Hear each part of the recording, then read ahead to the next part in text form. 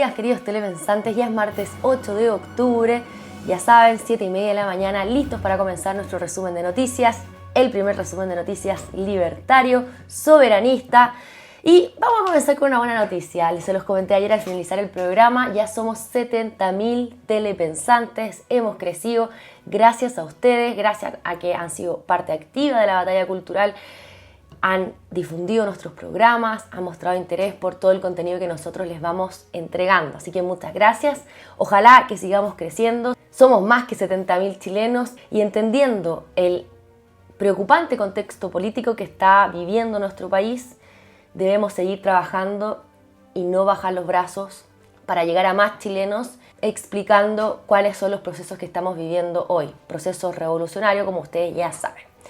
Comenzamos con las principales noticias de hoy. Miren, les voy a mostrar un clip de la noticia publicada por Canal 13 que realmente es increíble. Yo creo que es de lo más triste que hemos visto. ¿Por qué? Porque esto evidentemente desincentiva la participación ciudadana de defender su propiedad, de defender a sus vecinos, de defender a los más débiles quizá. Esto no es primera vez que pasa. Miren, vamos a ver el video, señor director. Ayudó en una detención ciudadana y terminó también arrestado. Esta es la historia de un comerciante en Viña del Mar quien colaboró en la reducción de un delincuente acusado de hurto en un céntrico local de la ciudad y minutos después Carabineros lo arrestó. ¿Cómo y por qué? Hay algo que en segundos llamará su atención en este registro. De primera se parece una compra normal. Dos personas juntas que al interior se separan. La locataria trata de no perderles en mirada. Revisa el dinero en caja y apenas ve una cara conocida, sí, auxilio. Estaban dos personas con claras intenciones de robar. Por suerte la locataria nos conocemos hace años, así que al verme me saludó de una manera que yo me diera cuenta de lo que estaba pasando. Logramos echarlos del local. Obviamente era porque habían robado. Entonces logré correr desde esta esquina hasta esa esquina a interceptarlo. Registro de ese encuentro no hubo, pero para que se haga una idea de cómo su captor terminó también detenido, mire. Lo agarré como de acá, logré bajarlo y lo retuvimos así con la rodilla un rato. Que ya detenido se encontró con el mismo delincuente que antes había reducido y advierte, Carabineros leyó ante él sus datos personales. Estos delincuentes ya habían venido otras veces. Y lo encuentro una broma o un chiste, como quieran decirle, que hayan tomado, por ejemplo, a Javier, que trató de ayudar a un vecino. Como verán, insisto, no es primera vez que pasa, esto es habitual. ¿Cuántas veces hemos visto de personas que, por ejemplo, han defendido su propiedad privada y a sus familias con un arma de fuego y terminan también detenidos? Bueno, esto evidentemente tiene esos fines, evitar que la ciudadanía tenga el control de su defensa. En la nota pareciera que esto es responsabilidad de Carabineros, pero no. Esto es culpa del sistema de justicia garantista marxista que hoy tenemos. Esto ya se ha tratado varias veces en nuestro programa. El último programa en el que se trató fue una entrevista que hizo Lavane al abogado Alvear, en donde abordaron este tema. Pero ese es el problema. Carabineros solamente estaba haciendo su función. A los delincuentes hay que tratarlos con el pétalo de una rosa, literal, porque si no, el captor, en este caso un ciudadano, termina victimizándote, se termina siendo una víctima. Estos son los resultados del sistema de justicia garantista que nos implementó la Concertación. Y si el agresor del delincuente llegase a ser un carabinero, agresor entre comillas, ¿no? Se entiende que cuando uno está enfrentando a un delincuente es un delincuente. Bueno, si el agresor, según esta perspectiva marxista, es un carabinero, bueno, ya sabemos lo que pasa. Miremos lo que le ha pasado a Claudio Crespo, a Sebastián Zamora y a tantos carabineros que hoy día enfrentan procesos judiciales, otros ya en la cárcel, por violar los derechos humanos de los delincuentes. Delincuentes que violan los derechos humanos de millones de chilenos. Es un agente del Estado el violador de los derechos humanos. Y si pasa con un civil, bueno, el civil termina detenido. ¿Y por qué Carabineros toma detenido a los civiles? Porque es el trabajo que se le encomienda a Carabineros. ¿Qué creen ustedes que pasaría si Carabineros no hiciera el procedimiento? Bueno, Carabineros hace mal, significaría que Carabineros hizo mal el procedimiento, que no garantizó los derechos humanos del delincuente y termina mal para ellos. La nota deja bien mal parados a los Carabineros, yo sé, pero no pisemos el palito. Así es la ley, lamentablemente. La idea es que nos enfrentemos entre nosotros. Miren, por ejemplo, doña Michelle Bachelet dijo hace poco que en El Salvador se violan los derechos humanos. Claro, porque Bukele ha puesto mano dura en contra de los criminales y los trata como tal, como criminales. Entonces esto es lo que piensa una señora que es parte del sistema garantista marxista de justicia y que pretende nuevamente ingresar a las Naciones Unidas. Ahora, Bukele, sobre una nota de Bio, el medio nacional, en X, ustedes están viendo el post en pantalla, le contestó a Michelle Bachelet. ¡Qué bueno! La nota de Bio se titula Bachelet critica a Bukele por su guerra contra pandillas en El Salvador. Se han violado los derechos humanos. Y sobre este post del medio chileno, Bukele responde lo siguiente, se los voy a leer también. Cuando esta señora fue presidenta de Chile, llegó a El Salvador en 2015, el año en que nos convertimos en el país más peligroso del mundo y se deshizo en elogios para el gobierno de ese entonces.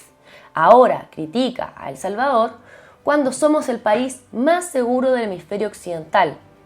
Es interesante darse cuenta de que estos organismos de derechos humanos, entre comillas, en realidad solo existen para defender los derechos de los criminales. Bueno, esta es la máxima evidencia, esto fue reciente, de lo que les estoy comentando. Ahora, este fin de semana, nuevamente tuvimos un fin de semana sangriento. 7 asesinados en 24 horas. 7. Nuevamente nos deja los crímenes muy preocupados, muy tristes, muy deprimidos. Yo sé, telepensantes, pero es importante que ustedes estén al tanto de lo que está pasando. Las cifras del crimen las están manipulando evidentemente porque la realidad nos dice otra cosa. Al ver cómo muere gente inocente, gente trabajadora, yo sé que uno se deprime, pero tenemos que hacer, así como en buen chileno, de tripas corazones y que esto nos movilice. Muere gente honesta en manos del crimen. Confirmaron el hallazgo del cuerpo de un joven de 22 años que estaba desaparecido en el sector costero de Antofagasta, lo encontraron. Había sido visto por última vez cuando salió de su casa en dirección a su trabajo. Se están investigando los hechos. Un hombre de 75 años, un adulto mayor, fue atropellado cuando le quitaron su auto en la madrugada de ayer. Él iba saliendo a su trabajo a las 5:30 de la mañana. Tenemos las imágenes de su nieta. Vamos a verlas, señor director. Por un auto están matando, se llevaron a mi papá. Yo quería que él me viera titulada. Soy en segundo año de U y él siempre fue mi apoyo y quería dedicarle el título a él y no lo va a poder ver. Simplemente quedó a media. Y es mi papá, porque es mi abuelo, pero yo no tuve papá y él sí fue mi papá. Por eso llevo su apellido y me lo quitaron. Fue asesinato, no fue un accidente, no se enfermó, me quitaron a mi papá. Bueno, este señor es la segunda vez que sufre de un ataque similar. El segundo le costó la vida. Ya le habían hecho un portonazo, ya le habían quitado el auto. Los vecinos del lugar estaban conmocionados porque obviamente este señor era un buen vecino, ¿no? Un hombre de bien, un hombre de familia, un hombre trabajador. Y ya están siendo víctimas diariamente en este sector de portonazo. Eso es lo que explican los vecinos. Se hacía cargo de su nieta, era el padre de su nieta. Bueno, pero ahora le vamos a poder dar las gracias al Estado porque el Estado va a pagar los estudios de esta joven, ¿no? Bueno, ya vamos a hablar de eso, de la cadena nacional que hizo Boric anoche para terminar con el CAE. Esto es lo que quieren telepensantes, destruir la familia, destruir las redes familiares. Ya no será necesaria la familia. Da lo mismo este tipo de relación, da lo mismo lo que está sufriendo esta nieta por perder a su figura paterna. Va a dar lo mismo que los abuelos mueran, es más, ojalá, proyecto de eutanasia, ¿no? Eso es lo que están gestionando. Vamos a seguir permitiendo que avance esta revolución que está costando la vida de seres humanos. Porque el gobierno, insisto, sigue diciendo que están trabajando en bajar la delincuencia, pero esto es lo cierto. Mientras tanto, en el Congreso se sigue gestionando la acusación constitucional en contra de Carolina Toá. Ayer se refirió a esto. Dijo que es contradictoria, confusa y antojadiza, según ella. Yo realmente no sé qué hay de contradictorio en entender que la principal función del ministro Interior es resguardar el orden público interior y la seguridad pública interior, a no ser de que la acusación constitucional esté mal redactada, cosa que no nos sorprende muchas veces ya de la casta política, ¿no? Sería terrible que esto esté pasando. pero ella evidentemente está faltando a su mandato constitucional de resguardar el orden y la seguridad pública. Esto no se somete o no se puede someter a mucho análisis, ¿no? Ayer lunes ella presentó su respuesta a un documento de 174 páginas que además dice que los argumentos tienen poca claridad en los hechos que se le imputan, que son presentados entonces de manera contradictoria, confusa y antojadiza, y que hay una carencia de un mínimo estándar de fundamentación. Miren, la defensa de Toa tiene 8 argumentos. Lo publicó BioBio por si lo quieren revisar completo. Ahí está el documento completo. Se los voy a leer los 8 puntos como resumen, ¿ok? Primer argumento de cuestión previa. Los acusadores no identifican de manera clara y precisa las acciones u omisiones que configuran las causales invocadas. Segundo, la acusación carece de un mínimo estándar de fundamentación. Tercero, se involucra erróneamente la causal de infracción a la Constitución o las leyes. 4. La acusación no reconoce el alcance preciso de la causa dejar las leyes sin ejecución. 5. La acusación constitucional confunde el sentido y el alcance de la causal de comprometer gravemente la seguridad de la nación. 6. No se imputa responsabilidad por hechos propios. 7. Los acusadores interpretan equivocadamente el carácter de última ratio de una acusación constitucional. 8. Los acusadores yerran cuando afirman que las causales de acusación constitucional son cláusulas abiertas o construidas por conceptos jurídicos indeterminados. Bueno, básicamente ustedes pueden ver que a lo que apela el documento es que a imprecisiones de la acusación, a temas de interpretación de la acusación. Y bueno, además Toa explicó que la situación actual no es distinta a la del gobierno anterior. Dijo, el número de homicidios en Chile estuvo en aumento sostenido desde el año 2016, con la sola excepción del segundo año de pandemia. Esto es lo que dijo Carolina Toa. No sé, yo me imagino, será una especie de excusa o quizás alguna especie de extorsión. No sé si estamos en los plazos como para hacer una acusación constitucional al ministro de Interior anterior a este gobierno. Según entiendo, no. Pero puede ser que de todas maneras, si ella es expuesta a esto, pueda afectar evidentemente al ministro anterior. Y esto, obviamente, afectar la votación de esta derechita, que ya sabemos que no es muy virtuosa, ¿no? Que decir que tienen tejado de vidrio es poco decir. Y hablando de este tema, la ministra de Interior, Ángela Vivanco, irá a la Corte Internacional de Derechos Humanos. Ya lo decidió. ¿Quién será que está detrás de todo esto? ¿Se acuerdan del abogado que la está acompañando, que la está defendiendo? El señor Juan Carlos Manríquez. Y él está acostumbrado a todo esto. Este señor, o sea, no fueron muy delicados en escoger a la defensa de esta gente, ¿no?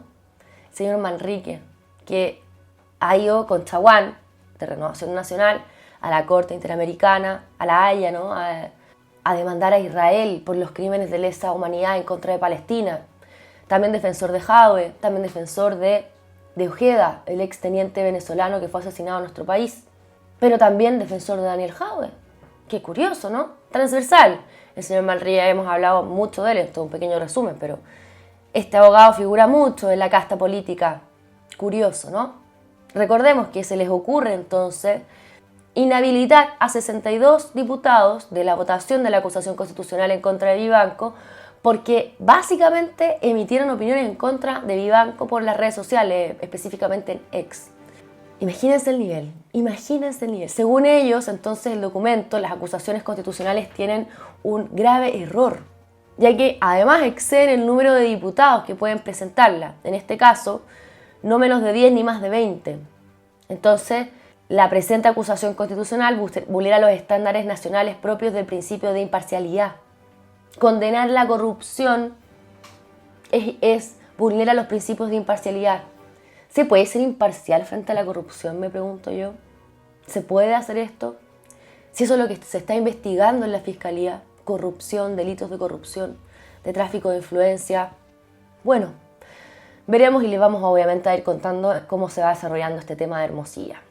Y llegamos a la cadena nacional de anoche titulada La condonación del CAE. ¿Qué no es condonación del CAE? Primero, en la eliminación del CAE, que es realmente lo que siempre han querido. Miren, vamos a ver el primer video, señor director. El día de mañana, a primera hora, ingresaré un proyecto de ley que pone fin al crédito con aval del Estado y crea además un nuevo financiamiento público para la educación superior. Seguramente la mayoría de quienes estén escuchando hoy estas palabras conocen a alguien que hoy está endeudado o endeudada por haber estudiado en la educación superior con CAE. Y el objetivo central de esta ley es ofrecer una solución concreta a los miles de jóvenes y sus familias que justamente están endeudados por el crédito con aval del Estado. Y es que hoy el CAE es un problema para todo Chile, para quienes con mucho esfuerzo mes a mes lo pagan, para quienes no han podido hacerlo, para aquellos que ni siquiera pudieron terminar sus estudios y aún así están endeudados, y también lo es para las arcas fiscales. Y cuando los problemas afectan al conjunto de la sociedad, es tarea impostergable de la política buscar una solución y corregir. Este proyecto de ley ingresa, sabemos, en un momento complejo, en donde las instituciones y la política enfrentan un enorme cuestionamiento. Como presidente de la República tengo claro que mi tarea y la de todos mis equipos es mejorar la vida de las personas y sus familias. Para eso estamos aquí, mejorando la seguridad, fortaleciendo la salud pública, recuperando plazas y parques, y en este caso, haciéndonos cargo del endeudamiento que viven miles de jóvenes que soñando con un mejor futuro terminaron con una pesada mochila sobre sus espaldas. Tan bueno, Boric, tan bueno estos frente amplistas, esta casta política, siempre con la intención de solucionarnos la vida, ¿no? Con la pura intención, porque terminan haciendo lo contrario. Bueno, luego anuncia el FES, el Financiamiento Estatal para la Educación Superior, y promete evitar que los estudiantes se endeuden. Será copago cero, pero para el 10% de los mayores ingresos sí tendrán un copago. Vale decir, van a tener que financiar el sistema. Y además, que los estudiantes con FES, que según él no es con deuda, sí deberán pagar una vez que salen de la universidad un año después para que otros estudiantes puedan estudiar con FES. Así se va a financiar el FES, famoso. Pero esto no es deuda, ¿ah? Ojo. No, eso es un aporte a la educación de otros estudiantes. Este aporte, no deuda, no superará el 8% del sueldo. Veamos si con eso se logra cubrir, vale decir, es un impuesto, ¿no? Se logra cubrir el programa colectivo de financiamiento de la educación superior. Boric dijo además que quienes se adscriban al proyecto de ley podrán acceder a una condotación parcial de su deuda, cuyo porcentaje se determinará en base a ciertos criterios, varios criterios, no sabemos cuáles. Miren, vamos a ver el siguiente video, por favor, señor director. El proyecto de ley tiene 3 objetivos. 1, condonar, en base a criterio de justicia y mérito, parte de las deudas educativas. 2, reorganizar la deuda, la que quede en términos razonables para quienes aún deban. 3, terminar con el CAE reemplazándolo por un nuevo instrumento de financiamiento público de la educación superior. Sobre la condonación inicial, todos quienes adscriban voluntariamente a este instrumento tendrán una condonación del porcentaje de su deuda. Este porcentaje a condonar se va a definir según si la persona egresó o no de su carrera, si tiene o no su deuda al día, y de acuerdo con el número de cuotas que haya pagado a la fecha. Así, apoyaremos a los deudores de menos recursos, reconoceremos a quienes responsablemente han pagado sus cuotas e incentivaremos la regularización de quienes aún adeudan pagos. En relación con la reorganización de la deuda restante, si tras la condonación inicial aún queda parte de la deuda por cubrir, el plan ofrecerá 2 alternativas. Quienes puedan pagar el 75% de su saldo habrán puesto de esta manera fin a su crédito. Y de no poder realizar este prepago, se reprogramará con cuotas proporcionales a sus ingresos, con un tramo exento de pago y cuotas que serán siempre más bajas que las que actualmente pagan. Adicionalmente, quienes ya pagaron su deuda del CAE tendrán beneficios tributarios una vez implementado este proyecto de ley. De esta manera, reconocemos explícitamente el esfuerzo de quienes con sacrificio han cumplido con sus obligaciones. Bueno, entonces con esto se entiende que es un sistema de financiamiento colectivista y como buen sistema colectivo, uno, es injusto, dos, no funciona. ¿Qué va a pasar, por ejemplo? Esta es una de las primeras interrogantes que a uno se le viene a la cabeza. Con los que nunca salgan de la universidad y les estamos pagando la carrera, ¿podrán aportar al sistema? ¿Tendrán que obligatoriamente aportar al sistema los que dejen votada la carrera? ¿Qué va a pasar con los eternos estudiantes? ¿Qué va a pasar con quienes aporten menos al sistema? Porque no todos aportan lo mismo, un 8% del sueldo. Finalmente uno se da cuenta de que todo esto es un chamullo para terminar con el financiamiento privado. Y la idea es que todos dependamos del Estado, el clientelismo estatal. Esto ya pasó en Argentina y no funciona. La calidad de las carreras ha ido disminuyendo. La calidad académica, ¿no? Vamos a ver las declaraciones del senador Rojo Edwards del Partido Social Cristiano. Por favor, señor director. Sinceramente, creo que el presidente Boric debió haber iniciado su cadena nacional pidiendo perdón por haber prometido algo que siempre supo no iba a poder cumplir. Lo que hoy nos promete no es más que un sistema de repactación de la deuda bajo un nombre distinto. La condonación total del CAE se transformó en la fake news más grande de la historia de nuestra república. Bueno, esperemos que esto sea un indicio para que no se apruebe esta brutalidad en el Congreso. Sin lugar a dudas, el sistema de financiamiento universitario y todo lo demás puede ser perfeccionado, nadie dice lo contrario, pero no en esta dirección, evidentemente, no en un sistema colectivista, ¿no? Bueno, y retomamos el caso Hermosilla, como les expliqué ayer. Aparece otra arista, el exfiscal Guerra, íntimo de Hermosilla, íntimo, hablaban tanto, solucionar el mundo entre medio, y aparecen conversaciones en relación a Evelyn Matei, algunas con connotación sexual, de que como que está pasable la señora. Estamos hablando de Matei, la presidenciable de esta derecha economicista, de esta derecha globalista, ¿no? Entonces, claro, ahora lo que hace esta derecha globalitarista es denunciar que la izquierda está haciendo esto para arruinar anticipadamente su carrera presidencial. Porque la estaban tratando de vincular con el caso Hermosilla, con el fiscal corrupto, con el que gestionaron varias cosas por debajo de la mesa, para favorecer a distintos rostros de la política, ojo, no solamente de derecha, sino que también gente de izquierda, pero con mayor incidencia en la gente de derecha. Pero este señor fiscal, exfiscal, era militante de Amarillos. De hecho, era parte del tribunal del partido.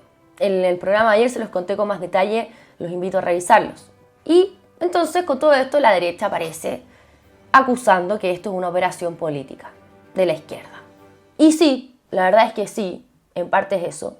Están usando a Hermosilla, sacrificaron a Hermosilla, que es de izquierda, a su hermano también, que fue militante, o es militante, no sé si él ha renunciado en realidad, del Frente Amplio. Él ha declarado públicamente que militó en el Frente Amplio para apoyar la candidatura de Gabriel Boric. Bueno, están sacrificando a Hermosilla, a los Hermosilla. Juan Pablo Hermosilla hasta fue abogado de Bachelet, entendamos esto, ¿no? Bueno, están sacrificando a la Hermosilla para golpear a la derecha, es verdad. Sí, para bajarle el perfil al caso Fundaciones. Ya subimos que hasta Irina Caramanos, la no primera dama, estuvo involucrada en el caso Fundaciones también y se está investigando. Sí, esto es cierto. El problema es que también es cierto lo que denuncia la izquierda. Son corruptos. Ahora, ¿cómo se relaciona Matei con este exfiscal, el exfiscal Guerra? Porque él la quería tanto, dicen sus mensajes de WhatsApp, la encontraba tan humana, tan cálida. Bueno, hasta mediados del 2021, luego de que Guerra renunciara a la fiscalía, el persecutor era un invitado habitual al Consejo de Seguridad de la Municipalidad de Providencia y de otras municipalidades de derecha, ¿no? Además, entre agosto del 2021 y diciembre del 2021, Guerra colaboró con desarrollar un análisis jurídico acerca de las modificaciones introducidas en materia legal respecto de la responsabilidad funcionaria municipal y probidad administrativa. Esto implicó el pago de 5 boletas de honorarios de 2.259.000 pesos y fracción. Y bueno, después de la publicación que hace la tercera con respecto a este tema, el municipio envía los informes realizados por Guerra, así como respaldo de lo que estaba haciendo. Ahora, ¿por qué este exfiscal? ¿Por qué con él? ¿Será que quizás es un operario político de esta derechita, desde trabajar para las municipalidades hasta el contrato de la Universidad San Sebastián por más de 6,5 millones de pesos? Sí, trabajó también en la Universidad San Sebastián. desde sacar a los fiscales que están investigando a la derecha por el financiamiento ilegal de las campañas o irregular de las campañas políticas, hasta esto. Quizás el señor Guerra, el ex fiscal Guerra, sí era un operario político de la izquierda, de la derecha. Quizás, ¿no? En economía, sigue avanzando el proyecto para agilizar la permisología en el Congreso. No se imaginen que esto es para las pymes o para ustedes telepensantes que quieren hacer un emprendimiento. No, esto es para favorecer a los grandes capitales, a las grandes inversiones. Y no incluye ningún incentivo para que la clase media pueda tener una mínima oportunidad de emprender. Estoy hablando de bajar los impuestos, por ejemplo, a las pymes, o flexibilizar las leyes laborales que tanto le dificultan la vida a los pequeños y grandes empresarios, o los permisos para estos emprendimientos. No sé, ustedes quieren poner una sanguchería, vayan a tratar de sacar los permisos para el sanitario, ¿no? Imposible prácticamente. Bueno, esto es para los grandes capitales. En el Senado se anticipan cambios al proyecto. Esto se acaba de aprobar la semana pasada en la Cámara de Diputados, ahora pasa al Senado, en la Comisión de Economía anuncian cambios. Estos cambios van en la dirección, eso es lo que anticipan, de uno de los temas más debatidos, que son los incentivos y sanciones para los funcionarios de servicios en el caso de incumplimiento de los plazos de la tramitación. Bueno, yo creo que si no hay sanciones no hay mucho incentivo, ¿no? Para los funcionarios públicos, para los burócratas del Estado. Ahora miren, estos datos van en estrecha relación con esto.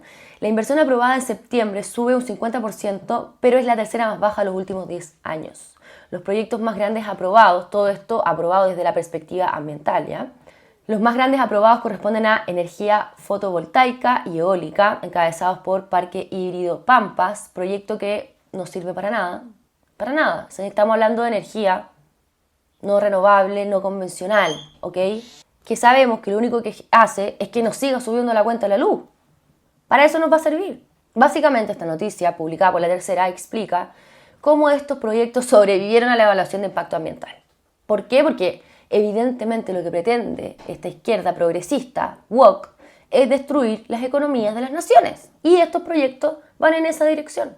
El primer proyecto más grande aprobado, que no está relacionado con esta energía sustentable, es el Conjunto Armónico ATID, de la Fundación Educacional ATID, que involucra una inversión de $303 millones en la comuna de Lo Barnechea, de la región metropolitana. Un proyecto educacional. ¿Qué impacto ambiental pudiese llegar a tener un proyecto educacional? ¿Me pueden explicar ustedes cómo se puede celebrar que los ambientalistas le hayan dado permiso a esta gente para hacer un proyecto educacional?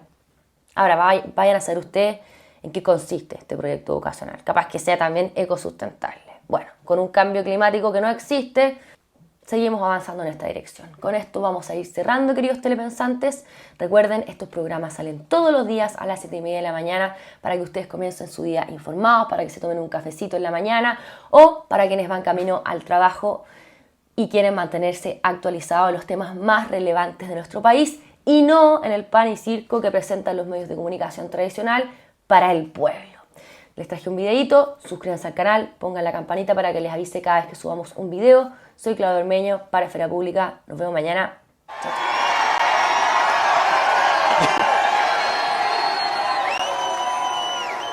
As you can see, I'm not just MAGA, I'm dark MAGA. Well, first of all, I want to say what an honor it is to be here. And, you know, the true test of someone's character is how they behave under fire. And we had one president who couldn't climb a flight of stairs, and another who was fist pumping after getting shot. Fight, fight, fight! Blood coming down the face. Now, America is the home of the brave. And there's no truer test than courage under fire. So who do you want representing America? Yeah, absolutely. And I think this election, I think it's the most important election of our lifetime. This is no ordinary election. The other side wants to take away your freedom of speech. They want to take away your right to bear arms.